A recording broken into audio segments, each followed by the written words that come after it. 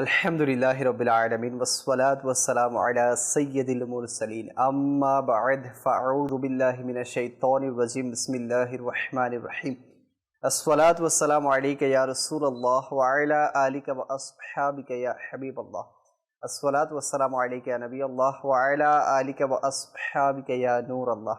দর্শক যে যেখান থেকে আমাদের সাথে অ্যাড হয়েছেন আপনাদের সকলকেই জানাচ্ছি প্রোগ্রামের পক্ষ থেকে অসংখ্য শুভেচ্ছা এবং অভিনন্দন।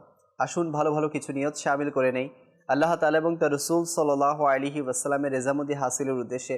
শুরু থেকে শেষ পর্যন্ত আমরা প্রোগ্রামটি দেখব, যা আলোচনা হবে তার উপর ভরপুর আমল করার চেষ্টা করবেন ইনশাআল্লাহ। দরুদে পাকের অসংখ্য অগণিত ফজিলত কিতাবের মধ্যে এসেছে একটি ফজিলত আপনাদের সামনে পেশ করছি। যে ব্যক্তি দৈনিক 500 বার প্রিয় মুস্তাফা সাল্লাল্লাহু আলাইহি ওয়াসাল্লামের উপর দরুদে পাক পাঠ করবে, সে দারিদ্রতা থেকে মুক্তি লাভ করবে, তার কাছ থেকে তার মধ্য হতে দারিদ্রতা চলে যাবে। তো আমরা যারা দারিদ্রতার মধ্যে ভুগি বা আমাদের মধ্যে যারা আর্থিক সমস্যার মধ্যে থাকি, তাদের উচিত বেশি বেশি দরুদ শরীফ পাঠ করা। আল্লাহ করিম আমাদের সবাইকে দরুদ শরীফ পাঠ করার তৌফিক দান করুক। সাল্লু আলাল হাবিব সাল্লাল্লাহু আলা মুহাম্মদ সাল্লাল্লাহু তাআলা আলাইহি ওয়া আলিহি ওয়াসাল্লাম। দর্শক, আজকে আমাদের সাইটে উপস্থিত আছেন আমাদের ইকরাম ভাই। হুজুর কেমন আছেন? মাশাআল্লাহ। ইকরাম ভাইকে জানাচ্ছি অসংখ্য শুভেচ্ছা। আছে হাসান ভাই। হাসান ভাই কেমন আছেন? আলহামদুলিল্লাহ। আমাদের আমির ভাইয়ের দেখা, কেমন আছেন হুজুর? মাশাআল্লাহ। আমির ভাইয়ের কাছ থেকে ইনশাআল্লাহ আজকে আমরা কালাম শুনবো। আসুন আগে জেনে নেই আজকের বিষয় কি, সে সম্পর্কে একটি প্যাকেজ। মসজিদের আদব ও সম্মানের বিশেষ গুরুত্ব রয়েছে। যে সকল কাজের মাধ্যমে মসজিদের পবিত্রতা লঙ্ঘন হয়, সে সকল কাজ থেকে মসজিদকে রক্ষা করা আবশ্যক। তন্মধ্যে মসজিদকে দুর্গন্ধ থেকে রক্ষা করে সুগন্ধি রাখাও অন্তর্ভুক্ত। উম্মুল মুমিনিন হযরত সাইয়্যিদাতুনা আয়েশা সিদ্দিকা রাদিয়াল্লাহু তাআলা আনহা বর্ণনা করেন, আল্লাহ তাআলার সর্বশেষ নবী সাল্লাল্লাহু আলাইহি ওয়াসাল্লাম এলাকায় মসজিদ তৈরি করার হুকুম দিয়েছেন এবং তা পরিষ্কার পরিচ্ছন্ন ও সুগন্ধি রাখা হয়। মাশাআল্লাহ, আমরা মসজিদ নিয়ে একটি প্যাকেজ দেখেছি। তো আজকে আমাদের বিষয় হচ্ছে মসজিদকে সুবাসিত রাখার ফজিলত। জি হ্যাঁ, আমাদের এলাকায় সব জায়গায় এখন মসজিদ আছে। আগে তো অনেক দূর দূরান্তে মসজিদ থাকতো, মসজিদ যেতে হতো, কিন্তু এখন প্রত্যেকেরই হাতের নাগালে মসজিদ পাওয়া যায়, খুব কাছাকাছি মসজিদ অবস্থিত আছে। তো এই মসজিদের কেমন ফজিলত এবং এই মসজিদকে সুবাসিত রাখলে আমাদের কি ফায়দা এবং মসজিদকে দুর্গন্ধ রাখলে আমাদের কি ক্ষতি এবং কি কি গুনাহ রয়েছে, কি কি অপকারিতা আছে, ইনশাআল্লাহ আজকের আলোচনায় ইনশাআল্লাহ আমরা শোনার চেষ্টা করব মোবালিকে দাওয়াত ইসলামী থেকে। তো আসুন শুরুতে একটি কালাম শামিল করি, এরপর ইনশাআল্লাহ আমরা আজকের বিষয়ের দিকে অগ্রসর হব। সাল্লু আলাল হাবিব সাল্লাল্লাহু তাআলা আলা মুহাম্মদ সাল্লাল্লাহু আলাইহি ওয়াসাল্লাম। صلی علی رسولنا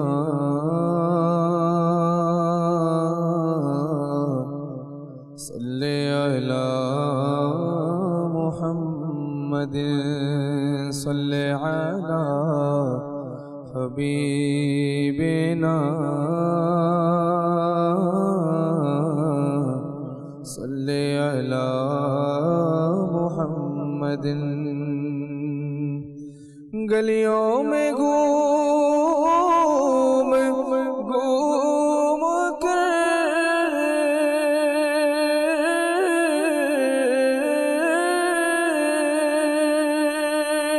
خاک مدینہ چوم کر آنکھوں سے ہم لگائیں گے آج نہیں تو کل صحیح صلی علی رسولنا صلی علی محمد اللہ اللہ اللہ اللہ اللہ اللہ اللہ اللہ اللہ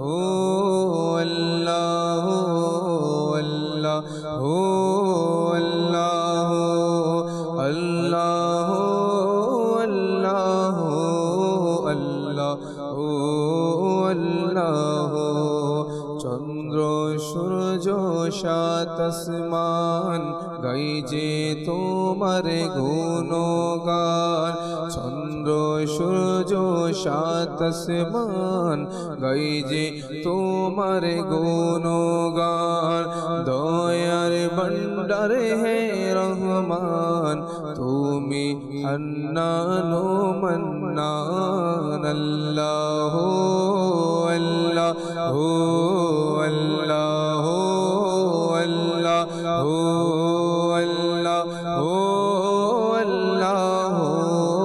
আল্লাহ আল্লাহ আল্লাহ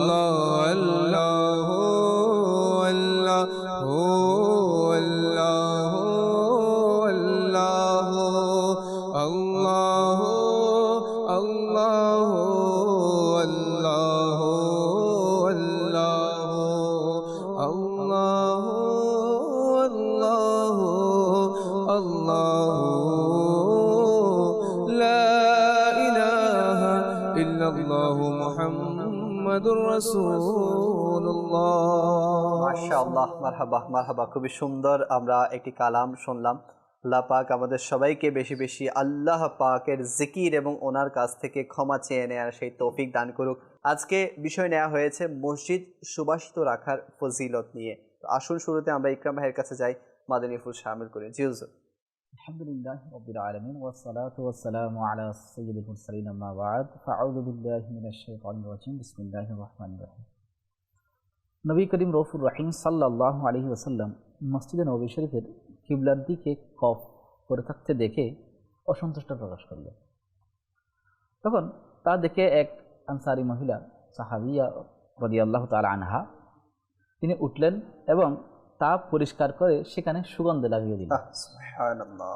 এবং প্রিয় নবী হুজুরপুর নূর সাল্লাল্লাহু আলাইহি ওয়াসাল্লাম আনন্দ চিত্তে ইরশাদ করলেন, মা আহসানা হাদা, অর্থাৎ এই মহিলা কতই না উত্তম কাজ করলো। তাহলে এ থেকে আমাদের জন্য মাদানী ফুল হচ্ছে মসজিদ পরিষ্কার রাখা, সুগন্ধযুক্ত রাখা আমাদের জন্য একান্ত প্রয়োজন। জি। এবং রাসূল পাক সাল্লাল্লাহু আলাইহি ওয়াসাল্লামের মনতুষ্টি এবং সরকার দু আলমের দয়া পাওয়ার একটা মাধ্যম হচ্ছে আল্লাহ পাকের ঘর পরিষ্কার রাখা। এবং আল্লাহ পাকের দয়া লাভার আরেকটি মাধ্যম হচ্ছে ওইটা।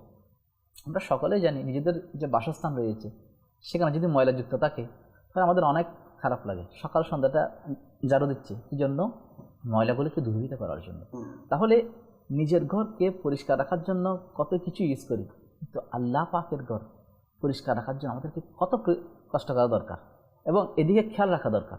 কি জন্য?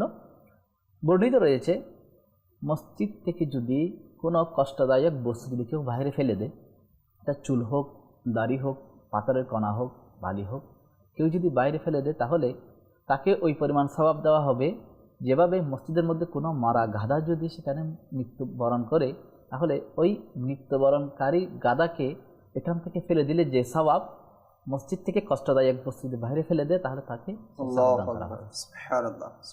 তাহলে দেখুন কাজটা কিন্তু অল্প কিন্তু সওয়াবের পরিমাণটা অনেক অনেক বেশি অনেক বেশি। সেজন্য ওইদিকে খেয়াল রাখা দরকার। জি, মাশাআল্লাহ মাশাআল্লাহ। দর্শক, আমি বলতে চাই যে অনেক সময় দেখা যায় যে মসজিদে মানে আমরা হাঁটতে চলতে উঠতে বসতে অনেকগুলো ময়লা আমাদের দৃষ্টিগোচর হয়, সেটা কিন্তু সামান্যতম হয়। যেমন কোনো খড়কুটো হতে পারে, হ্যাঁ, কোনো আপনার কারো দাড়ি হতে পারে, কারো চুল হতে পারে। তো এই বিষয়গুলো কিন্তু অতি ক্ষুদ্র বিষয়, কিন্তু আমরা যদি এগুলোকে দৃষ্টি দিয়ে আমরা যদি একটু নজরে নিয়ে এই জিনিসগুলো পরিষ্কার করে নেই তাহলে আমাদের ইকরাম ভাই যেটা বলেছেন যে একটা মরা গাধা সেখান থেকে মসজিদ থেকে বাইরে যদি রাখা হয় যে সওয়াব, এই সামান্য খড়কুটো এই সামান্য ময়লা যদি আমরা বাইরে রেখে দেই তাহলে অনেক বেশি সওয়াব আমরা হাসিল করতে পারবো। জি হাসান ভাই। আলহামদুলিল্লাহ রাব্বিল আলামিন ওয়াসসালাতু ওয়াসসালামু আলা সাইয়্যিদিল মুরসালিন। আলহামদুলিল্লাহ, আজকে খুবই সুন্দর একটা বিষয় নিয়ে আলোচনা হচ্ছে। তাই প্রত্যেকটা মুসলমানই চেষ্টা করে যাতে মসজিদের মধ্যে হাজিরি লাগাতে পারে, তারাবির সময় বা 5 ওয়াক্ত নামাজের মধ্যে যাতে মসজিদে হাজির হতে পারে। সেজন্য আমাদেরকে মসজিদ পরিষ্কারের বিষয়, মসজিদের সুবাসিত রাখার বিষয়েও কিছু খেয়াল রাখতে হবে। যেহেতু মুসল্লির সংখ্যা বাড়বে, মুসল্লি আসবে, মানে মসজিদ একটু ময়লাও হবে, যাতে মুসলমানের কষ্ট না হয় সেজন্যই মূলত মসজিদ সুবাসিত রাখা, পরিষ্কার রাখার বিষয়ে আমাদের খেয়াল রাখতে হবে।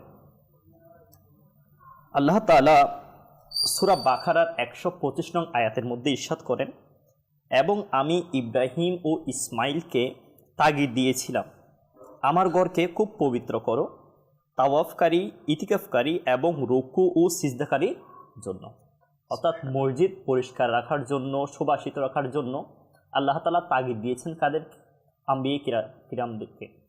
হজরত ইব্রাহিম আলাইহিসসালাতু ওয়াসসালামকে এবং হজরত ইসমাইল আলাইহিসসালামকে তাগিদ দিয়েছিল, তারা যাতে যারা রুকু করবে, সিজদা করবে, তাওয়াফ করবে, ইতিকাফ করবে, তাদের জন্য যাতে মসজিদকে পরিষ্কার পরিচ্ছন্ন রাখে। তাহলে বোঝা গেল যে মসজিদ পরিষ্কার পরিচ্ছন্ন রাখা এটা হচ্ছে আম্বিয়া কিরামের সুন্নাত। তিনারা তখন থেকে মসজিদকে পরিষ্কার রাখতেন, পরিচ্ছন্ন রাখতেন, কোথাও কোনো ময়লা পড়লো কিনা আর কোনো জায়গার মধ্যে দুর্গন্ধ আসছে কিনা সেগুলা এনারা ঝাড়ু দিয়ে মসজিদকে পরিষ্কার করে রাখতেন। এবং এটাও জানা গেল যে ইতিকাফ হচ্ছে ইবাদত এবং পূর্বেকার উম্মতের নামাজের রুকু সিজদা উভয়টি ছিল। আরও বলেন, তাওয়াফ, নামাজ ও ইতিকাফ অনেক পুরনো ইবাদত, যা হজরত ইব্রাহিম আলাইহিসসালাতু ওয়াসসালামের যুগেও ছিল। তাহলে জানা গেল যে ইতিকাফ করা সেটা অনেক পূর্বেকার একটা আমল, আগে থেকে এই ইতিকাফ সেটা প্রচলিত ছিল। সেজন্য মূলত যারা ইতিকাফ করবে, যারা ইতিকাফে অবস্থান করবে, ইবাদত বন্দি করবে, তাদের উচিত এই বিষয়টা খেয়াল রাখা যে আমি সেখানে থাকবো, সেখানে খাবো, সেখানে ঘুমাবো, মসজিদের যাতে বেয়াদবি না হয়, মসজিদের আদব যাতে রক্ষা হয় এবং মসজিদ যাতে সর্বদা সুবাসিত এবং পরিষ্কার পরিচ্ছন্ন থাকে। মাশাআল্লাহ। দর্শক, এখানে আমি একটা জিনিস বলে দিতে চাই, সেটা হচ্ছে মাহে রমজানুল মুবারকে এমনিতে তো আলহামদুলিল্লাহ আমাদের 30 দিন দাওয়াত ইসলামীর উদ্যোগে ইতিকাফ হয়ে থাকে, কিন্তু বিশেষ করে শেষ 10 দিনে প্রায় সকল মসজিদেই ইতিকাফের ব্যবস্থা হয়। সেখানে সবাই, প্রায় যাদের সামর্থ্য হয় তারা সেখানে অংশগ্রহণ করে। তো একটা জিনিস হচ্ছে যে একটা জিনিস আমি বলে দিতে চাই, সেটা হচ্ছে আমরা প্রত্যেকটি বয়ানেই বলি, হয়তো বা এখানে বলি না। মনে রাখবেন যে মসজিদে প্রবেশের পর যদি আমরা সেখানে কোনো অবস্থান করার নিয়ত করি, সেখানে যদি আমরা খাবার খাওয়ার নিয়ত করি, আমরা যদি পানাহারের নিয়ত করি, আমরা যদি বিশ্রামের নিয়ত করি, তাহলে কিন্তু এর পূর্বে আমাদেরকে অবশ্যই ইতিকাফ অর্থাৎ নফল ইতিকাফের নিয়ত করে নিতে হবে। এমনি যদি অন্যান্য আমরা যেগুলোর শেষ 10 দিনের ইতিকাফ ব্যতীত অন্যান্য দিনগুলোতে আমরা অবস্থান করি, আচ্ছা শেষ 10 দিনের এটাও কিন্তু আপনাকে নিয়ত করে নিতে হবে, কেননা মসজিদে ইবাদত ব্যতীত খাবার খাওয়া, আপনার পানাহার করা, বিশ্রাম নেয়া, এই সকল কিছু কিন্তু আমাদের জন্য নাজাইজ হয়ে থাকে। তো আমরা যদি এগুলো জায়েজ পন্থায় করতে চাই তাহলে অবশ্যই আমাদেরকে ইতিকাফের নিয়ত করতে হবে। অনেক ব্যক্তি কিন্তু এগুলো জানে না ইকরাম ভাই, আজকে অনেক ব্যক্তি না জানার কারণে সেখানে কিন্তু ঘুমাচ্ছে। বিশেষ করে আপনি দেখবেন রমজানের সময় এখন কিন্তু প্রায় মানুষ বিভিন্ন ওয়াক্তের নামাজের শেষে একটু আরাম করে, মসজিদে একটু ঘুমিয়ে যায়। তো এই বিষয়গুলো যে আমরা তো ঘুমাচ্ছি কিন্তু এই জিনিসটা আমার জন্য নাজায়েজ হয়ে যাচ্ছে কিনা এই বিষয়ে আমার লক্ষ্য রাখা চাই। এখন যাচ্ছি আমি সওয়াবের জন্য, যদি সেখান থেকে গুনাহ নিয়ে আসি ইকরাম ভাই। আসলে ইলমে দ্বীনের অভাবে এই জিনিসগুলো পরিলক্ষিত হয়। দ্বিতীয়টা হচ্ছে যে নিজে তো জানি না এবং জানার চেষ্টাও করি না, সাথে সাথে মসজিদের যে আদব রয়েছে সেগুলো সম্পর্কে অনেকেই ওয়াকিফ না, যে মসজিদ আমাকে কোন পা দিয়ে প্রবেশ করতে হবে, বের হওয়ার সময় কীভাবে বের হতে হবে এবং ওইখানে গিয়ে কী ধরনের আচরণ করতে হবে। এমন সময় দেখা যায় এক আলেমের দিনের বয়ান উনি বলতে লাগলো, উনি তখন তকরির করছেন জুমার পূর্বে। তো একজন ব্যক্তি আসলে, উনির সাথে মোবাইল ছিল অ্যান্ড্রয়েড সেট, উনি আরও প্রথম কাতারে বসেই ফেসবুক চালাচ্ছেন। এখন ইমাম সাহেব তকরির করতে করতে করতে করতে এক পর্যায়ে দেখলেন যে উনি ওই ফেসবুকের মধ্যে রয়ে গেলেন। তাহলে দেখুন, ওনাকে বারবার বলা হচ্ছে যে মসজিদের মধ্যে আমরা এমন কোনো কাজ যেন না করি, আমরা বিরত থাকি এই সমস্ত কাজ থেকে, এই কাজগুলো পরিহার করি, কিন্তু না, উনি ওনার মতো। তো এক প্রবাসী এভাবে বলেছিল, একটা কান্ট্রিতে জুমার নামাজ চলতেছে, এখানে জুমার নামাজের পূর্বে খুতবা প্রদান করা হচ্ছে, তকরির হচ্ছে। এখানে ইয়ং জেনারেশন যারা রয়েছে, প্রত্যেক ইয়ং জেনারেশন মোবাইল নিয়ে, ম্যাগাজিন নিয়ে সবাই বসে আছে এখানে, শুধুমাত্র নামাজটা আদায় করার জন্য। নামাজ শেষ, বাস চলে গেল। এতক্ষণ পর্যন্ত সবাই ফেসবুক, হোয়াটসঅ্যাপ বা ম্যাগাজিন অন্য কিছু নিয়ে সবাই বসা আছে। দেখুন, মসজিদের মধ্যে বেগানারির ছবি দেখা, চ্যাটিং করা, অনৈতিক কাজগুলো করা, এটা ইসলাম সাপোর্ট, এটা হারাম। মসজিদে বেগানারির ছবি দেখা তো এমনি হারাম, সেখানে আরও মসজিদে গিয়ে তারপর চ্যাটিং করা। তাহলে দেখুন, এই সমস্ত কাজ যেগুলো বাইরে আপনি করে যাচ্ছেন সেগুলো মসজিদের মধ্যে করছেন নির্বিঘ্নে, তাহলে দেখুন আল্লাহ পাকের ভয় না থাকার কারণে মানুষ এরকম অনৈতিক কাজ করতে সাহস পায় এবং শয়তান তাদেরকে উদ্বুদ্ধ করে যাচ্ছে আল্লাহর পানা। এই জন্য ইলমে দ্বীন অর্জন করা দরকার এবং মসজিদকে কীভাবে পরিষ্কার রাখা যেমন প্রয়োজন, তেমনি নিজেকেও সংশোধন করে নেওয়া দরকার। কারণ আমি কারগর এসেছি, কার দরবারে দাঁড়াবো, কোথায় কি করছি, এটা কারগর, আল্লাহ পাকের ঘর।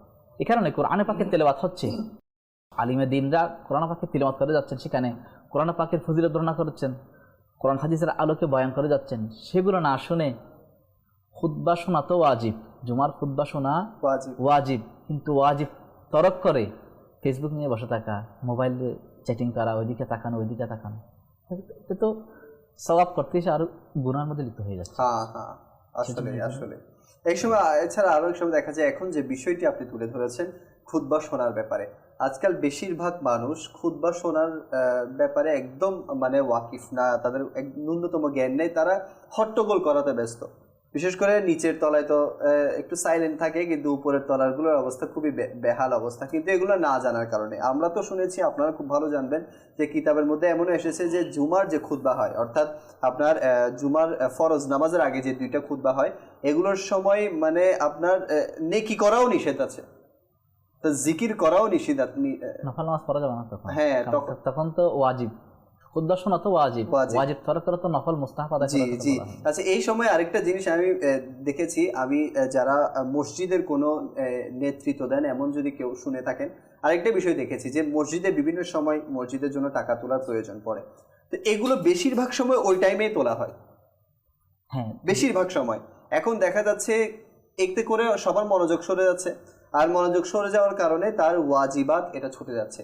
আর একে তো আমরা জানি না যে এটা শোনা হচ্ছে ওয়াজিব। তো দর্শক, আমি আপনাদেরকে বলবো যে যারা বিশেষ করে মসজিদের সাথে রিলেটেড আছেন, অর্থাৎ কোনো কমিটির মধ্যে আছেন, বা এমনিতেই যারা আমরা মুসল্লিরা আছি, আমরা এনাদেরকে অবগত করি যে খুতবা শোনা হচ্ছে ওয়াজিব। আর এক্ষেত্রে আমি অবশ্যই যারা মসজিদের মিম্বরের মধ্যে দায়িত্বরত আছেন সেই সকল শ্রদ্ধেয় আলেমে দ্বীন, আমি সবার উদ্দেশ্যে বলবো যে আমরা যদি একটু করে বলে দেই যে খুতবা হবে, এখন আপনারা সবাই মনোযোগ সহকারে এটা শুনুন, সকল কাজ বন্ধ করে দিন। এমনকি কিতাবে এটাও এসেছে, কেউ যদি মসজিদে খুতবা চলাকালীন সময়ে প্রবেশ করে, সে যে জায়গায় ছিল ওই জায়গায় বসে যাবে, অর্থাৎ অগ্রসর হবে না।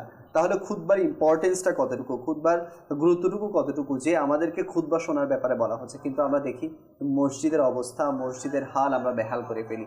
আমরা সেখানে হট্টগোল, সেখানে শোরগোল করে বসি। দেখবেন যে আজকে মসজিদে মানে মনে হয় যে সমস্ত কথা জুমার দিনের জন্য জমিয়ে রাখে, আর সেগুলো এসে মানে ছাড়বে শুধু জুমার দিনই। তো এই অবস্থা আজকে আমাদের সমাজের মধ্যে বিরাজমান। ভাই তাও আসি 2 রাকাতের জন্য, সেখানেও যদি এতগুলো কথা বলি তাহলে আর বাইরে কি করবো? 2 খুতবার মাঝখানে দোয়া করলে দোয়া কবুল হয়। জি, দোয়া কবুলের সময়, তো ওই সময় যদি দোয়া, এখন তো দোয়া কবুল দূরের কথা, তো জানিও না। আপনি যেটা বললেন টাকা তোলার ব্যাপারে, মসজিদের টাকা চলে যাচ্ছে, অনেকেই দুষ্টামি চলে বলছে যে টাকা দাও, আমি দিব না তুমি দাও, অনেক ধরনের কথা কাটাকাটি হয়। এই বিষয়ে খেয়াল রাখা দরকার, মধ্যখানে খুতবা মাঝখানে টাকা না তোলা, এটা নামাজের শেষে সময় দেওয়া 5 মিনিট, তখন তুলনি এটা ভালো হবে, তাহলে আর ব্যাঘাত হবে না।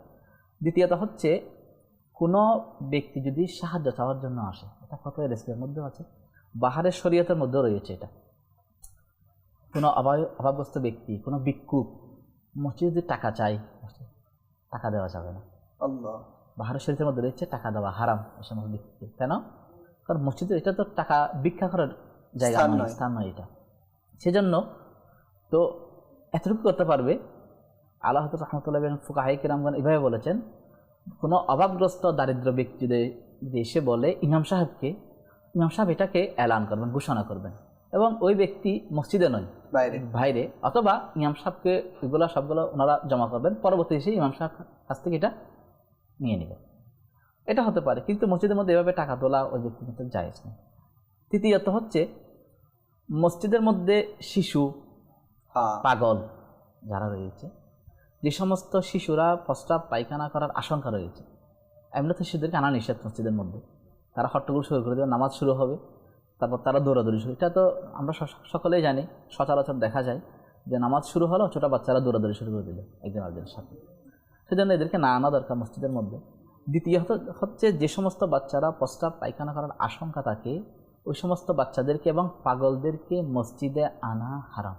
এটা আমরা মাথার মধ্যে গেঁথে নেই যে আচ্ছা অনেক সময় দেখা যায় আমরা ছোট ছোট বাচ্চাদেরকে, বাবা মাদের ইচ্ছে এটাই থাকে যে আমার ছেলেরা, বিশেষ করে তো ছেলেদেরকে আনা, ছোট ছোট ছেলেদেরকে তারা যাতে একটু মসজিদের পরিবেশ দেখুক, তারা শিখুক। এক্ষেত্রে আপনি কি বলবেন যে তারা যাতে এটা থেকে শিখে শিখে আস্তে আস্তে তারা নামাজি হতে পারে? এটাও অনেক সময় অনেক বাবাদের খেয়াল থাকে। মসজিদের বাইরে ফিনাই মসজিদ বলা হয়, আল্লাহ রহমতুল্লাহ এটাও বলেছেন বাহার শরীফের মধ্যে রয়েছে যে কোনো পাগল বা কোনো মসজিদ আর ফিনাই মসজিদ চিনাও না, আপনি যদি এটা ব্যাখ্যা করে দিতেন।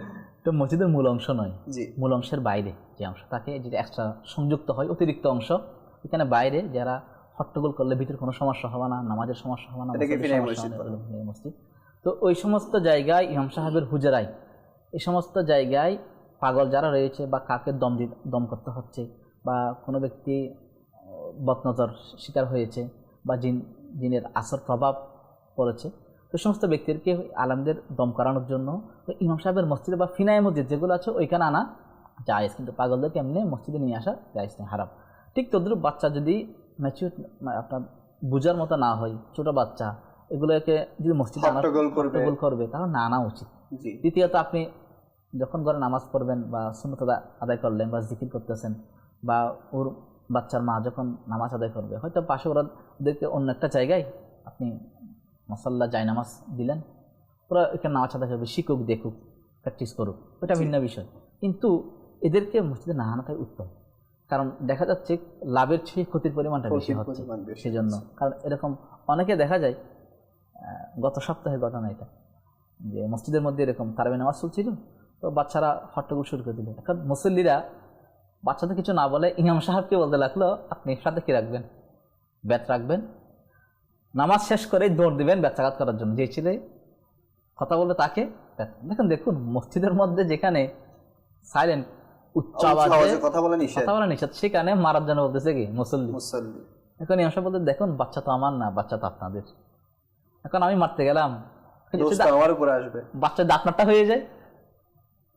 জি, তখন উনি চুপ হয়ে গেল যে এক কাজ করুন বাচ্চাদেরকে বাসায় পাঠিয়ে দিন, জি জি, তাহলে আপনিও শান্তি থাকবেন, আমরাও শান্তি থাকবো, নামাজটাও আর ঠিক মতো আদায় হবে। তো যে সকল বাচ্চা একটু দুষ্টুমি করার আশঙ্কা থাকে, যে সকল বাচ্চা একটু দুষ্টু, ঘরের মধ্যেও দুষ্টামি করে, বুঝে না, যেখানে সেখানে গেলে তারা স্থান কাল পাত্র বুঝবে না, অর্থাৎ তারা যদি বালেগ না হয় তাহলে ঘরে রাখাই উত্তম, কারণটা পরিবেশ নষ্ট হয়ে যায়। মসজিদে যে একটা পরিবেশ থাকে এতে করে অন্যান্য মুসল্লিদের নামাজেও ডিস্টার্ব হয়ে যায়। আর আরেকটা বিষয় যেটা ইকরাম ভাই বলেছে, এখানে কিন্তু অনেক মানুষ আসলে না বুঝে অনেকের গায়ে হাত তুলে ফেলে। তো যেখানে এমনিতেই মুসলমানের হক নষ্ট করা কিতাবের মধ্যে নিষেধ এসেছে, আমি কীভাবে মসজিদে আরেকজনের গায়ের উপর হাত তুলবো, সেটা যেই হোক, হ্যাঁ, ছোট বাচ্চা তো আমার বাচ্চা না হলো অন্য কোনো কারো তো বাচ্চা। আমি দেখি যেটা প্রায় মসজিদেরই অবস্থা, শুধু মানে ইকরাম ভাই এক মসজিদ না, প্রায় মসজিদে কিন্তু এরকম ঘটনা ঘটেছে। বিশেষ করে গ্রাম অঞ্চলে নামাজ শুরু হলো, ইলেকট্রিসিটি চলে গেল, তো বাচ্চারা হাওয়া মাও করে কান্না করতে লাগলো, কারেন্ট আবার চলে আসলো, তখন বাচ্চা দৌড়ে গিয়ে বলতে মামা কারেন্ট চলে আসছে, চলেন তাড়াতাড়ি জায়গা। দেখুন তাহলে এই কথা শুনে মুসল্লি যারা ছিল সবাই হেসে দিল, শুধু ইমাম সাহেব ছাড়া, সবার নামাজ এখানে শেষ।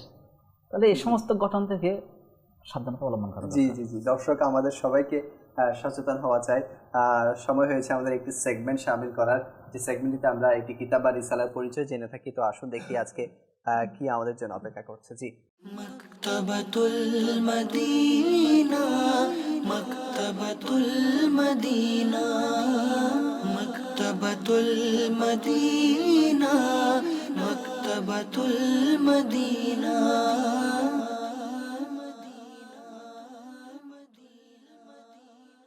সাল্লু আলাল হাবিব সাল্লাল্লাহু তাআলা আলা মুহাম্মদ সাল্লাল্লাহু তাআলা আলাইহি ওয়া আলিহি ওয়াসাল্লাম। ইসলামী ভাইরা ও মাদানী চ্যানেলের দর্শক শ্রোতা, মাকতাবাতুল মদিনা কর্তৃক প্রকাশিত কিতাব ও রিসালার পরিচিতি এই প্যাকেজের মধ্যে প্রতিটি পর্বে আমরা এক একটি নতুন কিতাব, রিসালা অথবা পুস্তিকা সম্পর্কে হাদিসে মুবারাকা অথবা ওয়াকিয়া শ্রবণ করি। আজকেও নতুন একটি কিতাব মাকতাবাতুল মদিনা কর্তৃক প্রকাশিত, এই থেকে আমরা একটি ঘটনা শ্রবণ করব, এরপরেই এর পরিচিতি জানব। হযরত মূসা আলাইহিস সালাম তাওরাত শরীফের আহকাম পড়ে বনি ইসরাইলের শুনান আর বলেন তোমরা এর উপর আমল করো। যখন বনি ইসরাইলরা তাওরাত শরীফের আহকাম শুনল, তখন তারা এই আহকাম গ্রহণ করতে অস্বীকার করল।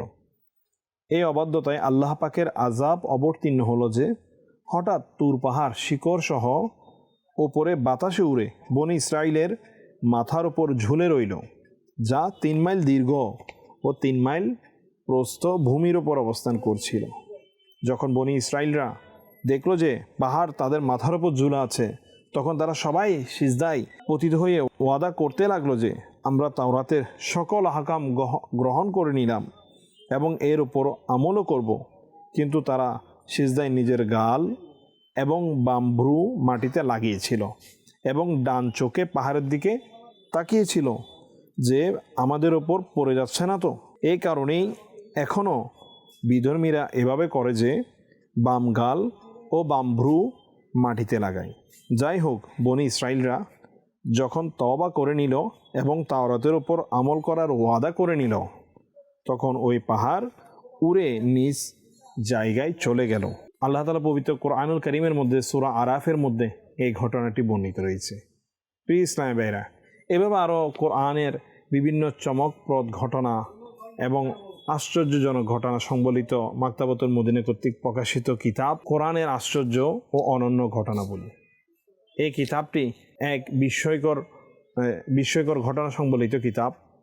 আপনি চাইলে এই মাকতাবাতুল মদিনা বিভিন্ন শাখা থেকে এই কিতাবটি আজও সংগ্রহ করি, কেননা কোরআনুল কারীমের যে সকল ঘটনা বর্ণিত রয়েছে তা বাংলায় এখানে পবিত্র কোরআনের আয়াতে মুবারাকা সহ বর্ণিত রয়েছে, অনেক সুন্দরভাবেই রয়েছে।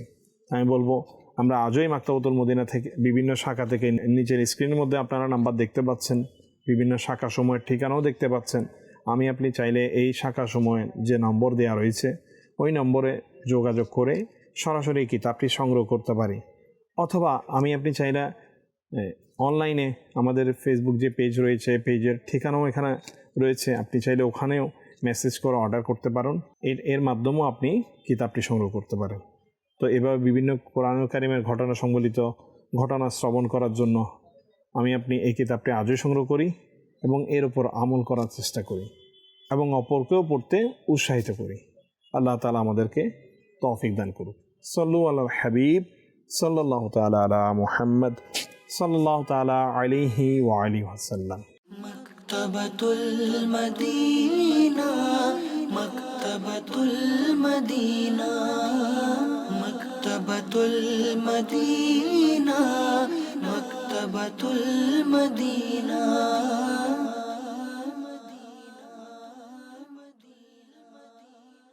মাশাআল্লাহ, কোরআনের আশ্চর্য ও অনন্য ঘটনা এই কিতাবটি আমরা দেখেছি। মাশাআল্লাহ, খুবই জবরদস্ত একটি কিতাব। তো অনুরোধ করব যে এই কিতাবটি অবশ্যই সংগ্রহ করবেন, ইনশাআল্লাহ অনেক কিছু আপনারা জানতে পারবেন। কিছু কল আছে আমাদের অনুষ্ঠানে, আসুন সেই কলগুলো আমাদের অনুষ্ঠানে শামিল করে। জি, শায়ের আব্দুল্লাহ মামুন সাতক্ষীরা, আমি একটি হাম শুনতে চাই। সুবহানাল্লাহ সুবহানাল্লাহ। মাশাআল্লাহ মাশাআল্লাহ, ইনশাআল্লাহ শোনানোর চেষ্টা করব। আপনি আমাদের সাথেই থাকুন। Next call. আমার নাম মোহাম্মদ মোহন হাওলাদার, সাভার নবীনগর থেকে বলছি। আমরা আপনার এই চ্যানেলে নিয়মিত দর্শক, ইনশাল্লাহ। আমার ঘরে অন্য কোনো চ্যানেল চলে না। মাশাআল্লাহ, সবকিছু অনুষ্ঠান আপনাদের ভালো লাগে, আর কোনোটাই মিস করি না। মাশাআল্লাহ, শুনে খুব ভালো লাগলো। এভাবে অন্যকেও দাওয়াত দিবেন মাদানী চ্যানেল দেখার। জি, নেক্সট কল। আমার নাম মোহাম্মদ লাবিব আল কাদরি, পেটপুর থেকে। আমি একটি মনকাবাত শুনতে চাই, সেটি হলো মুর্শিদ আমার আত্মার। মাশাআল্লাহ, জি সাথেই থাকুন, ইনশাআল্লাহ শোনানোর চেষ্টা করব। Next call. আপনাদের চ্যানেল দেখি, আপনাদের আলোচনা সবকিছু ইনশাল্লাহ আমরা খুব মনে প্রাণে ভালোবাসতেছি এবং আমল করার চেষ্টা করতেছি ইনশাল্লাহ, গোটা পরিবারে। মাশাআল্লাহ, জি সাথেই থাকুন। জি, নেক্সট কল। আমার নাম মোহাম্মদ সোহেল রানা, আমার বাড়ি নীলফামারী।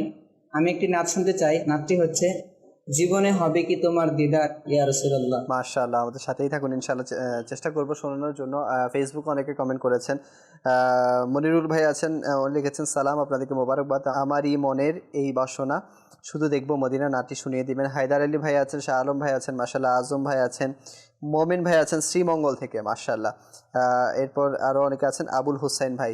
এরপর অনেকে হোয়াটসঅ্যাপে মেসেজ করেছেন আমাদেরকে। একজন লিখেছেন যে আমি নীলফামারী থেকে দেখছি, আপনাদের অনুষ্ঠান থেকে অনেক কিছু শিখতে পারছি, আপনাদেরকে ধন্যবাদ। রংপুর থেকেও দর্শক আছেন যে ওনারা সবাই কালাম শুনতে চাচ্ছেন, আমির ভাইয়ের কাছে যাব কালাম শামিল করার জন্য। জি জি।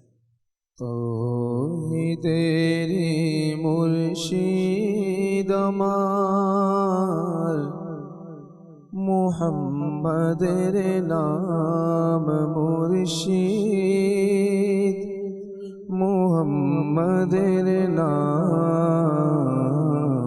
তৌহিদেরি মুর্শিদ আমার, মুহাম্মাদের নাম মুর্শিদ, মুহাম্মাদের নাম। তৌহিদেরি মুর্শিদ আমার, মুহাম্মাদের নাম মুর্শিদ, মুহাম্মাদের নাম।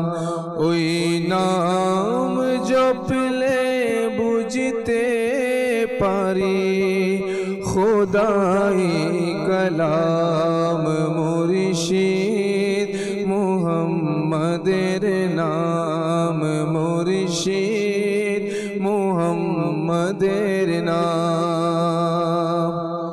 ওই নামেরি রশি ধরে যায় আল্লাহর পথে, ওই নামেরি ভেলায় চড়ে ভাসি নূরের স্রোতে, ওই নামেরি রশি ধরে যায় আল্লাহর পথে,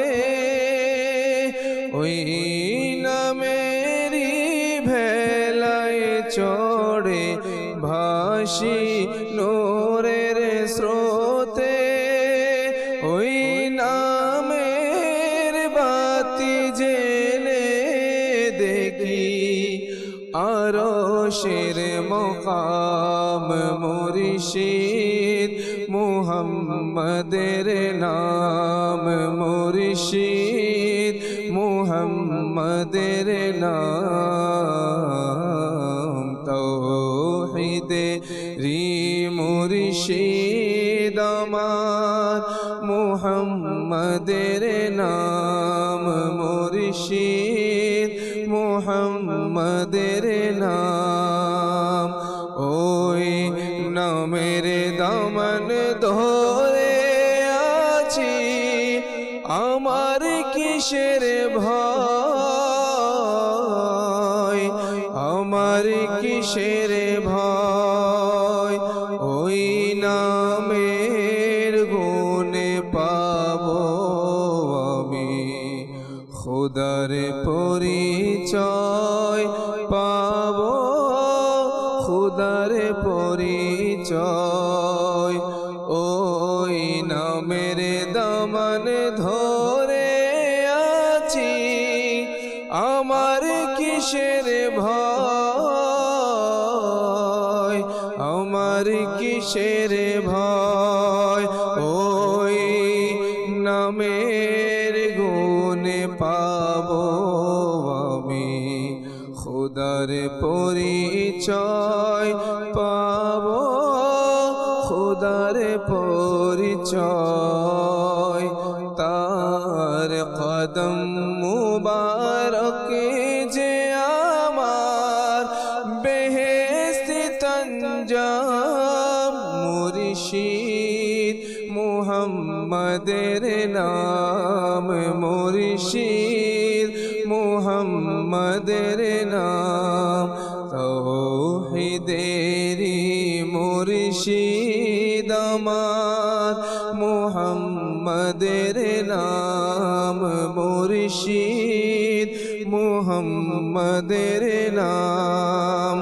ওই নাম জপলে বুঝতে পারি খোদাই কালাম মুর্শিদ, মুহাম্মাদের নাম মুর্শিদ, মুহাম্মাদের নাম। আমারই মনের এই বাসনা। মাশাআল্লাহ, অনেকেই যাচ্ছে মদিনা শরীফ আমরাও যাতে আরজি জানাতে পারি। আমারি মনের এই বাসনা, আমারি মনের এই বাসনা, শুধু দেখব মদিনা আল্লাহ।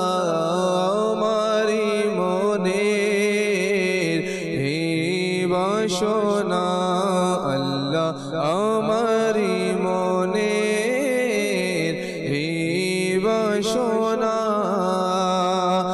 শুধু দেখিব মদিনা আল্লাহ। আমারি মনের এই বাসনা, হজে যাবার অনুমতি যদি আমি পেয়ে যেতাম আল্লাহ, হজে যাবার অনুমতি যদি আমি পেয়ে যেতাম, অশ্রু সিক্ত নয়নে, অশ্রু সিক্ত নয়নে রওয়ানা হয়ে যেতাম আল্লাহ। আমারি মনে বাসনা, শুধু দেখব মদিনা। আমারি মনে এই বাসনা, আমায় ছেড়ে একা একা কাফেলা যায় মদিনা আল্লাহ। আমায় ছেড়ে একা একা কাফেলা যায় মদিনা। তাদের সাথে আমিও যদি, তাদের সাথে যদিও আমি চলে যেতে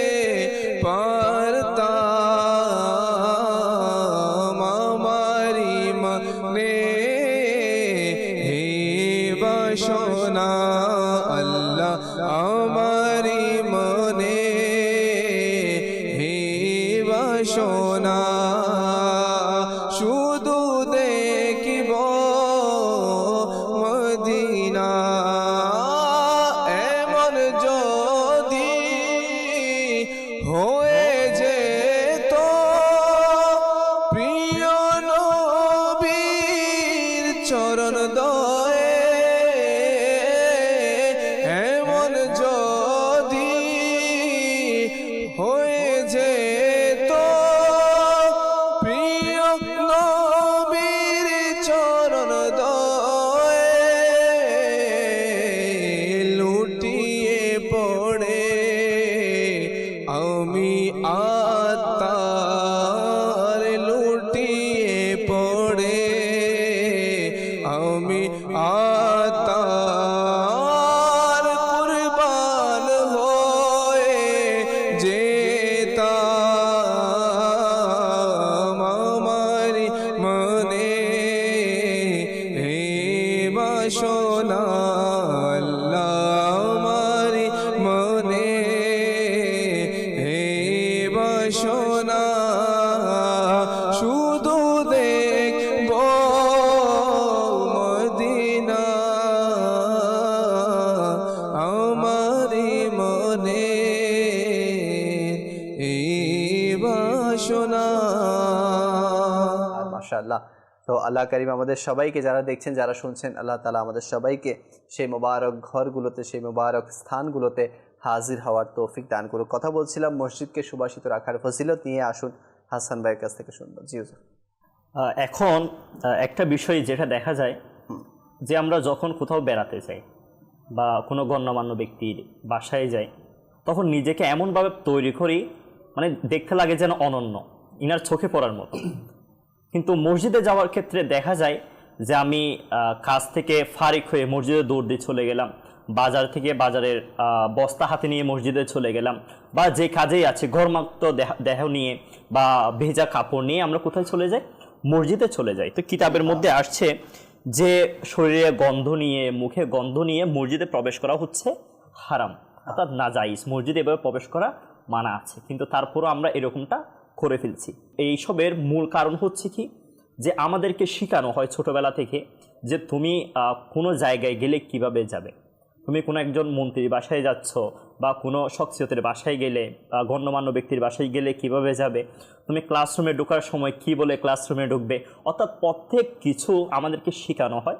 কিন্তু মসজিদে প্রবেশ করার সময় আদব কি রয়েছে, মসজিদে প্রবেশের সময় কি পড়তে হয় না পড়তে হয়, এগুলো আমাদেরকে শেখানো হয় না পারিবারিকভাবে। যার দরুন যে আমরা অন্যান্য জায়গায় যখন আমরা প্রবেশ করি তখন সব কিছু মেনটেন হয়, সব কিছু ঠিকঠাক থাকে, কিন্তু মসজিদ যখন প্রবেশ করি তখন আমরা দৌড়াই চলে যাই, কোনো কিছু আমরা খেয়াল করি না, বেপাত্তা হয়ে আমরা প্রবেশ করি। তো আলা হজরত এর একটা ঘটনা এভাবে আসছে যে তিনি নামাজ পড়ার জন্য, স্পেশালি শুধু নামাজ পড়ার জন্য একটা বিশেষ পোশাক তৈরি করেছেন, যার দ্বারা তিনি নামাজ পড়বেন এবং আল্লাহ তাআলার নিকট হাজিরি দিবেন। তিনি বলেন যে আমি দুনিয়ায় এই অমুক অমুক জায়গার মধ্যে যাচ্ছি, তো সুন্দর কাপড় তো পরছি, তো যে রব তাআলার সামনে আমি যাচ্ছি, যে আল্লাহ তাআলার ঘরের মধ্যে আমি ইনাকে সিজদা দেওয়ার জন্য যাচ্ছি, তো ওইখানে প্রবেশ করার সময় কি আমার অনন্য পোশাকের দরকার নেই? তো ইনি সবসময় খুশবু লাগিয়ে দামি পোশাক পরে নামাজের জন্য যেতেন। যে বিষয়টা এখানে আমাদের দৃষ্টিগোচর হচ্ছে সেটা হচ্ছে মসজিদে প্রবেশের এবং কিভাবে আমরা মসজিদে প্রবেশ করব না করব সেই বিষয়ে জ্ঞান, যেটা আমাদের কম। আমরা মাকতাবে পড়ছি, আমরা ফুরকানিয়াতে পড়ছি, মাদ্রাসা পড়ছি, সব জায়গায় পড়ছি, কিন্তু আমাদেরকে ওইখানে প্রাতিষ্ঠানিক শিক্ষা দেওয়া হচ্ছে। বেসিক যে নলেজ সেটা আমাদেরকে শিক্ষা দেওয়া হচ্ছে না। রাস্তার কোন পাশে হাঁটবো, খাবারের সময় কি করব না করব, খাবারের পরে কি করতে হয়, এগুলো আমাদেরকে শেখানো হচ্ছে না। আমাদের মানে পড়ালেখাটা আজকে পাঠ্যপুস্তকের মধ্যেই সীমাবদ্ধ। কিন্তু আলহামদুলিল্লাহ দাওয়াত ইসলামীর একটা বিভাগ, ৮টা ডিপার্টমেন্টের মধ্যে একটা ডিপার্টমেন্ট হচ্ছে মাকতাবাতুল মদিনা, অর্থাৎ যেখান থেকে কিতাব রিসালা বের হয়, জনসাধারণের জন্য বের হয়। ও এখানে একটা কিতাব আসছে, সেটাও হচ্ছে মসজিদ সুবাসিত রাখুন, যেটা শাইখে তরিকত আমির আহলে সুন্নাত, যিনি দাওয়াত ইসলামের প্রতিষ্ঠাতা মাওলানা মোহাম্মদ ইলিয়াস আত্তার কাদরি দামাত বারকাতুমুল আলিয়া, তিনি উম্মতি মোহাম্মদের সংশোধনের জন্য, যে ভাই তুমি মসজিদে প্রবেশ করছো, যেটা এমন জায়গা যেখানে দোয়া করলে দোয়া কবুল হয়, যেখানে আল্লাহ তাআলার প্রতি তুমি দাবিত হওয়ার জন্য, এনাকে রাজি খুশি করার জন্য প্রবেশ করছো, তো ওই বাদশার দরবারে কিভাবে প্রবেশ করবে এবং এটা তাজিম, এটার আদব কিভাবে করা দরকার, সেগুলো আলহামদুলিল্লাহ এই কিতাবের মধ্যে উল্লেখ আছে। তো আমি বলবো আমরা এখন দেখা যায় যারা নতুন জেনারেশন বা ইয়াং জেনারেশন যারা আছে, এরা প্রত্যেক এলাকায় এলাকায় বা মসজিদের মধ্যে পাঠাগার নির্মাণ করছে। দেখা যায় অনেক কিতাব ওইখানে আছে, অনেক কিতাবের সমারোহ আছে, কিন্তু বেসিক যে বিষয়গুলা মসজিদ কীভাবে পরিষ্কার রাখা চাই, মসজিদের আদব কায়দা কী আছে, কিভাবে কি করতে হবে না হবে, বিদ্যুৎ ব্যবহারের মাদানি ফুল, এগুলো কিন্তু আমরা ওইখানে আমরা জায়গা দিচ্ছি না। তো বলবো ভাই, যারা পাঠাগার করার নিয়ত করেছেন, পাঠাগার করছেন, এই কিতাবটাও সেখানে রাখুন। এতে করে দেখা যাবে যে মানুষ মসজিদে প্রবেশের আদব কায়দা শিখবে। তো যখন বুঝবে যে মসজিদে প্রবেশে এই আদব আছে, তার অন্তরে স্থান পাবে যে না, এটা বাদশার দরবার, বাদশার দরবার বিদায় এখানে নিয়ম আছে, রুলস আছে, এই জিনিসগুলো সেখানে মেনটেন করতে হবে। আর মসজিদ বিষয়টা কি আসলে, সেটা তার মনের মধ্যে, তার মাইন্ডের মধ্যে স্থান পাবে এবং সে অতটুক আদব নিয়ে মসজিদের মধ্যে প্রবেশ। মসজিদের মধ্যে কেউ যদি পানি টপকাতে যায়, তাহলে মসজিদের কতটুকু বেয়াদবি হচ্ছে, মসজিদের কতটুকু তার মানে সম্মানের হানি হচ্ছে। একটু চিন্তা করেন, কেউ যদি আমার ঘরে, এটা অনেকে অপছন্দ করে, ঘরের মধ্যে পানি টপকিয়ে ফেলা, কেননা পানি পড়া, যেখানে সেখানে পানি পড়ে থাকা, এটা কিন্তু কেউ পছন্দ করে না। তো দর্শক, আমি আপনাদেরকে বলতে চাই যে যারা মসজিদের মধ্যে বিশেষ করে নামাজ পড়তে যান, তো প্রথমত মসজিদে ভেজা পা নিয়ে যাওয়াও নিষেধ আছে। হ্যাঁ, তো এক্ষেত্রে আমরা যখন ওযু করব, আমরা বিশেষ করে যদি কার্পেট থাকে এখানে পাগুলো ভালোভাবে মুছে যাব। এক্ষেত্রে তো দাওয়াত ইসলামের একটি তরবিয়ত আমি পেয়েছিলাম যে মসজিদে যাওয়ার পূর্বে নিজের পকেটে রুমাল রাখো, যাতে করে ওযু করার সময় যে পাটা তোমার ভিজেছে রুমাল দিয়ে আগে পায়ের তলাটুকু তুমি পরিষ্কার করে ফেলো, এরপর মসজিদে প্রবেশ করো। এটা দাওয়াত ইসলামের একটি শিক্ষা আমি পেয়েছিলাম। তো এই ক্ষেত্রে দেখা যায় যে মসজিদের যে আদব ও এহতেরাম এটা অটুট থাকে, এটা বজায় থাকে। তো বিশেষ করে রমজানের সময় আমি যেটা বলতে যাচ্ছি কাঁচা পেঁয়াজের ব্যাপারে, এটা তো আমাদেরকে খেয়াল রাখতে হবে। আর একটা হচ্ছে পানি টপকে পড়া, আপনার জামাত পাওয়ার জন্য আপনি তাড়াহুড়া করে চলে যাবেন, আর এদিকে মসজিদের বিয়াদবি হবে, মসজিদের বরখেলাফি হবে, তো এটা অনুচিত।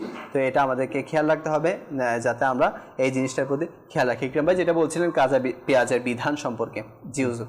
কাঁচা পেঁয়াজ, রসুন, মূলা এবং আচ্ছা মূলাও, হ্যাঁ মূলা, জি, এবং তো এই সমস্ত জিনিস যেগুলা দুর্গন্ধ ছড়ায়, অর্থাৎ যেগুলো কাঁচা অবস্থায় দুর্গন্ধ ছড়ায়, এগুলো পছন্দনীয় এবং সেগুলো খেয়ে মসজিদে ততক্ষণ পর্যন্ত যাওয়া জায়েজ নেই যতক্ষণ পর্যন্ত হাত, মুখ ইত্যাদিতে গন্ধ অবশিষ্ট থাকে, কেননা এর দ্বারা ফেরেশতাদের কষ্ট হয়। হাদিসে মোবারকের মধ্যে রয়েছে, প্রিয় নবী রসুল আরবি হুজুরপুর নূর সাল্লাল্লাহু আলাইহি ওয়াসাল্লাম ইরশাদ করেছেন, যে ব্যক্তি পেঁয়াজ, রসুন বা গিন্দানা, অর্থাৎ রসুনের মতো এক প্রকার তরকারি খেয়েছে, সে যেন আমার মসজিদের নিকটবর্তীও না আসে। এটা মুসলিম শরীফের মধ্যে কিন্তু বর্ণিত রয়েছে। এবং আরও ইরশাদ করেন, যদি খেতে চাই তবে সে যেন রান্না করে তার দুর্গন্ধ যেন দূর করে দেয়। মাশাআল্লাহ। তাহলে আমাদের জন্য সবচেয়ে বড় ইম্পর্টেন্ট মেসেজ হচ্ছে কাঁচা পেঁয়াজ, রসুন আমরা যারা আহার করি এগুলো খেয়ে যেন মসজিদে না যায়, যাওয়ার আগে ভালো করে মুখ পরিষ্কার করে দুর্গন্ধ চলে যায়, তারপর মসজিদে যাওয়া। আচ্ছা, এই ক্ষেত্রে দেখা যায় এখন যারা ধূমপানে অভ্যস্ত এরাও কিন্তু আবার অনেক ক্ষেত্রে দেখা যায় এরা নামাজও পড়ে, এই ক্ষেত্রে তাদেরকেও এই জিনিসটুকু বলে দেওয়া উচিত আপনাদের। মানে বিশেষ করে আমরা দেখা যায় যে যারা এটাতে অভ্যস্ত, তো এরা দেখা যায় পুরো দিন রোজা রেখে তো ওই যে ইফতারের জন্য ওয়েট করে কখন এটা গ্রহণ করবে, এরপর আবার মসজিদে চলে যায়। এই ক্ষেত্রেও আপনি একটু এদেরকে সতর্ক করে দিবেন যাতে মসজিদের আদব রক্ষা থাকে। অবশ্যই সিগারেট এমনি দুর্গন্ধ, এটা যেহেতু মানুষের কষ্ট হচ্ছে, আবার হাদিসের মধ্যে রয়েছে ফেরেশতাদের কষ্ট হয়। তৃতীয়ত হচ্ছে ফতোয়া রিজভিয়া 7ম খণ্ড 384 পৃষ্ঠার মধ্যে বর্ণিত রয়েছে, মুখে দুর্গন্ধ থাকা অবস্থায় ঘরে আদায়কৃত নামাজও মাকরুহ। মসজিদে তো মাকরুহ, মসজিদে যাওয়া নিষেধ।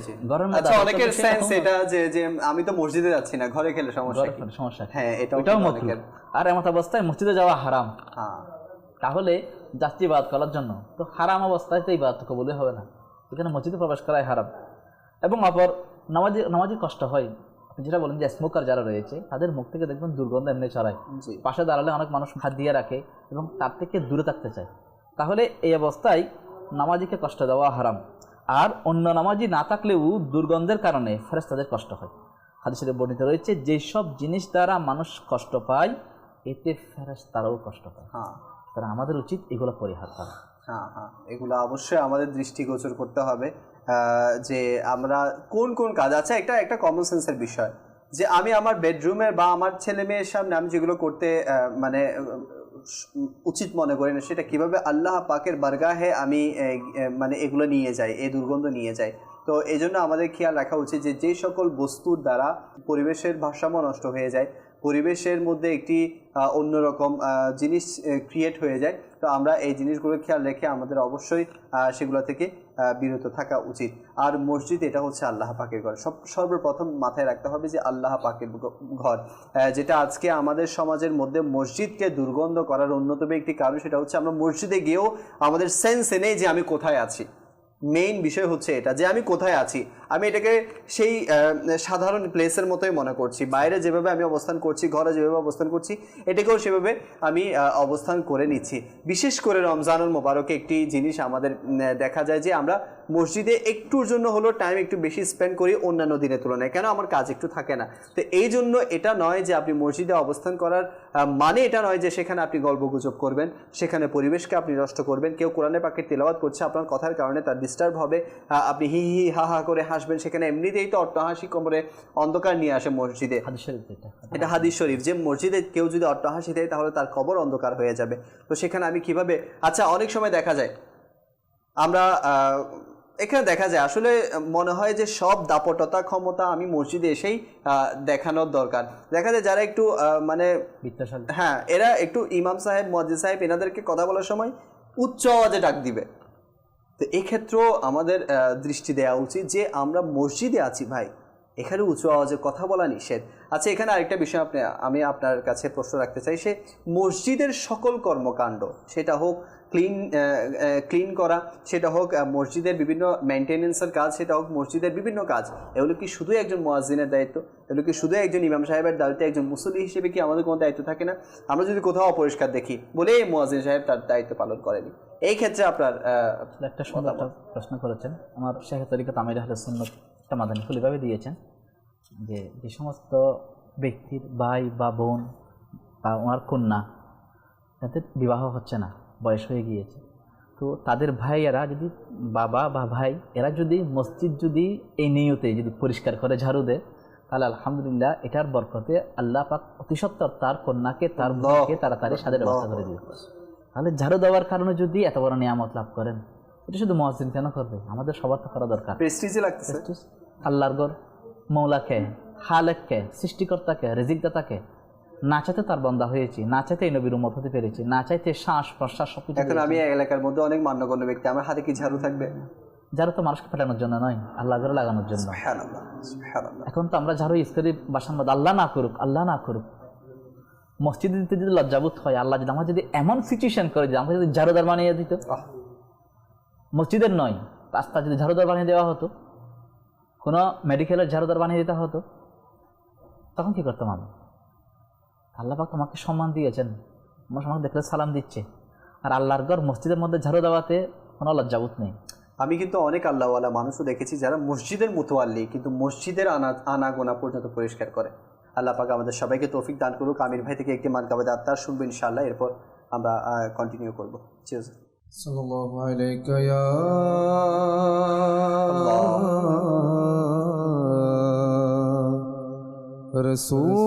রাসূলুল্লাহ ওয়া সাল্লাম আলাইকা ইয়া হাবিবাল্লাহ। আল্লাহর বড় এহসান তিনি দয়াল নবীর উপহার,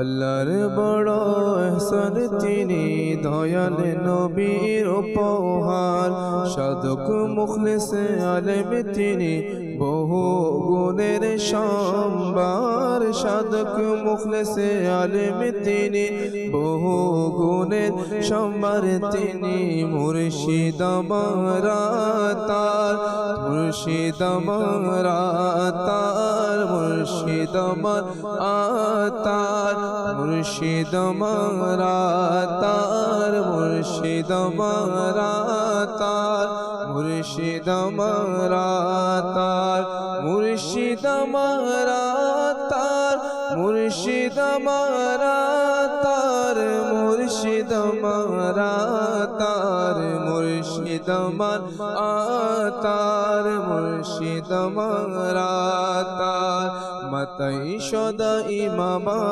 আর সাদা চাদরে জোড়া, সুন্দর সে হারা তার ঘন দাড়িতে বড়া, মাতাই সদা ইমামা আর সাদা চাদরে জোড়া, সুন্দর চেহারা তার ঘন দাড়িতে বড়া, দৃষ্টি নিচে মুচকি হাসি, দৃষ্টি নিচে মুচকি হাসি, সদাই তাকে যার, মুর্শিদ আমরা তার, মুর্শিদ আমরা তার, মুর্শিদ তার, মুর্শিদ আমরা তার, ওয়াসাইলে বখশিশ দেখো নবীর প্রেমে ভরা, ফয়জানে সুন্নত দেখো জাগিয়েছে কত সারা ওয়াসাইলে বখশিশ দেখো নবীর প্রেমে ভরা ফয়জানে সুন্নত দেখো জাগিয়েছে কত সারা আকিদায়ে আহলে সুন্নত আকিদায়ে আহলে সুন্নত লেখনীতে আছে যার মুর্শিদ আমারা তার মুর্শিদ আমারা তার মুর্শিদ আমারা তার মুর্শিদ আমারা তার মুর্শিদ আমারা তার মুর্শিদ আমারা তার মুর্শিদ আমারা তার মুর্শিদ আমারা তার মুর্শিদ আমারা তার মুর্শিদ আমার আতার মুর্শিদ আমার আতার। মাশাআল্লাহ। যাচ্ছি আমি হাসান ভাইয়ের কাছে। মাশাআল্লাহ, মসজিদ সুবাসিত রাখার ফজিলত নিয়ে। হুজুর, একটা বিষয় এখন সচরাচর এটা আম হয়ে গেছে, এটা প্রচলিত হয়ে গেছে যে জুতা মসজিদের ভিতরে নিয়ে যাওয়ার বিষয়। তো দেখা যায় মসজিদের গেটের পাশে হয়তো বাক্স রাখা হয় জুতো রাখার জন্য। তো এই বিষয়ে খেয়াল রাখতে হবে যাতে জুতোর ময়লা মসজিদের মধ্যে না পড়ে, ভালোভাবে ঝেড়ে যাতে আমরা মসজিদের মধ্যে জুতা প্রবেশ করি যদি দরকার পড়ে। কিন্তু এখন দেখা যায় কি মসজিদের মধ্যে জুতা নিয়ে মুসল্লি টপকিয়ে অনেকে সামনের কাতারে জুতাই নিয়ে যায়। জি, দেখা যায় কি অনেক সময় ওইখানে বাক্স থাকে না, কিন্তু ফ্লোরের মধ্যে রেখে দেয়। এটা কত বড় একটা বেয়াদবিমূলক বিষয়, আদবের খিলাফ। তো এই বিষয়ে আমাদের লক্ষ্য রাখা উচিত। এবং যারা স্পেশালি আমরা মসজিদের মধ্যে অনেক সময় দেখা যায় ইতিকাফকারীর অবস্থান করছে, কয়েল জ্বালানোর দরকার পড়ে। জি জি, এই বিষয়ে ইনশাআল্লাহ আমি আপনার থেকে শুনবো। আগুন জ্বালানোর বিষয় উঠে আসে, জুতা রাখার বিষয়, ইনশাআল্লাহ এগুলো নিয়ে আমি আবারও ইনশাআল্লাহ আসবো। একটি প্যাকেজের সময় হয়ে গেছে ইনশাআল্লাহ, এরপর ইনশাআল্লাহ আমরা আমাদের ডিসকাশনকে কন্টিনিউ করব। জি, আজকে যে প্রিয় নবী সাল্লাল্লাহু আলাইহি ওয়াসাল্লামের খুব সুন্দর একটি ঘটনা আমরা শুনে থাকি, সেই সোনালী যুগের ঘটনা শুনবো ইনশাআল্লাহ। সাল্লু আলাল হাবিব সাল্লাল্লাহু তাআলা আলা মুহাম্মদ সাল্লাল্লাহু আলাইহি ওয়াসাল্লাম। মাদানী চ্যানেলের দর্শক শ্রোতা, আবারও উপস্থিত হয়েছি সোনালী যুগের ঘটনা নিয়ে। আমরা অনেকেই ঘটনা শুনতে পছন্দ করি, আর সেই ঘটনা যদি হয় সাহাবা একরাম আলাইহিমুর রিদওয়ানদের, ঘটনা যদি হয় নবী করিম সাল্লাল্লাহু আলাইহি সাল্লামের, তবে হৃদয়ের প্রশান্তি অবশ্যই পাওয়া যায়। হুজুর সাল্লাল্লাহু তাআলা আলাইহি ওয়াসাল্লাম একবার মসজিদে নববীতে বসা ছিলেন। আর স্বাভাবিক এটা আমরা জানি যে হুজুর সাল্লাল্লাহু আলাইহি সাল্লামের চতুর্পাশে সবসময় ভিড় থাকতো সাহাবা একরামের। হুজুর সাল্লাল্লাহু তাআলা আলাইহি ওয়াসাল্লাম বসে আছেন, কথাবার্তা বলছেন, আর বলতে লাগলেন, তোমরা একটু পরেই একজন ব্যক্তি আসবে, সে ব্যক্তি জান্নাতি। আমার নবী সাল্লাল্লাহু আলাইহি সাল্লাম এমন একটা কথা বললেন, এমন একটি ঘোষণা দিলেন যে এখন আমাদের মাঝে জান্নাতি ব্যক্তি আসবে। হুজুর সাল্লাল্লাহু আলাইহি সাল্লাম জান্নাতি বলে কাকে ঘোষণা করলেন? সাহাবা একরাম অপেক্ষায় আছেন জান্নাতি ব্যক্তি কি আসবে। একটু পরে সিদ্দিক আকবর রাদিয়াল্লাহু তাআলা আনহু চলে আসলেন। আবার অন্যদিন হুজুর সাল্লাল্লাহু আলাইহি সাল্লাম বলেন এখন জান্নাতি ব্যক্তি আমাদের মাঝে আসবে।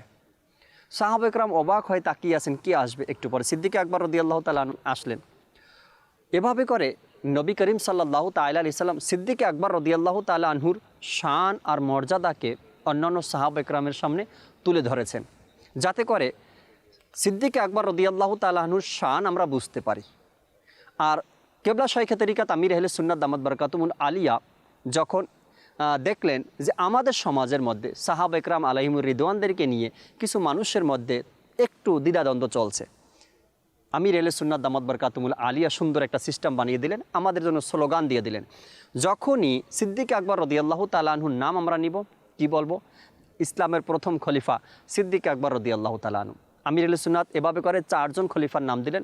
এরপরে যদি আমরা নাম নেই ফারুক আজম রাদিয়াল্লাহু তাআলা আনহুর, কি বলবো আমরা? ইসলামের দ্বিতীয় খলিফা ফারুক আজম রাদিয়াল্লাহু তাআলা আনহু। এরপরে যখন আমরা বলবো ইসলামের তৃতীয় খলিফা ওসমান গনি রাদিয়াল্লাহু তাআলা আনহু, এরপরে যদি আমরা বলি তো ইসলামের চতুর্থ খলিফা হযরতে আলী রাদিয়াল্লাহু তাআলা আনহু। এতে করে তাদের যে এক ধারাবাহিকতা রয়েছে এটাও আমাদের ম্যানেজ হয়ে যাবে, এবং আমাদের ভবিষ্যৎ প্রজন্ম যারা আছে তাদের কাছেও ইসলামের প্রথম খলিফাকে এবং দ্বিতীয় খলিফাকে, তৃতীয় খলিফাকে, চতুর্থ খলিফাকে পুরা তাদের শিক্ষা অর্জন হয়ে যাবে। আল্লাহ তাআলা আমাদেরকে বোঝার তৌফিক দিক। সাল্লু আলাল হাবিব সাল্লাল্লাহু তাআলা আলা মুহাম্মদ সাল্লাল্লাহু তাআলা আলাইহি ওয়াসাল্লাম। মাশাআল্লাহ, খুব সুন্দর আমরা ঘটনা শুনলাম। আচ্ছা, এর আগে আমরা যেটা শুনছিলাম সেটা হচ্ছে অনেকে জুতা নিয়ে চলে যায় না? আচ্ছা, জুতার অনেক সময় ময়লা পর্যন্ত মসজিদের মধ্যে পড়ে, এটা কিন্তু খুবই দেখতেও খারাপ লাগে আর মসজিদের খুবই আদবের খেলাফ কাজ হয়েছে। অনেক সময় আগরবাতি জ্বালানো হয় সুগন্ধির জন্য, মসজিদ যেহেতু সুবাসিত রাখা দরকার আছে, আগরবাতি লাগাই আমরা সুগন্ধির জন্য। তো কিতাবের মধ্যে আসছে যে মসজিদের সম্মানের বিষয়ে আসছে, যে মসজিদের সম্মানটা কতটুকু, যে মসজিদের যে ময়লাগুলা এগুলো এমন জায়গায় রাখা উচিত যাতে সেগুলা পায়ের মধ্যে স্পর্শ না করে, অর্থাৎ এমন জায়গায় রাখা উচিত যাতে পায়ে না লাগে এবং যাতে বেয়াদবি না হয়, এগুলো ময়লার ব্যাপারে আসছে। তো ময়লার যদি এত তাজিম হয়ে থাকে তো ওই মসজিদের কিরকম তাজিম করার দরকার আছে।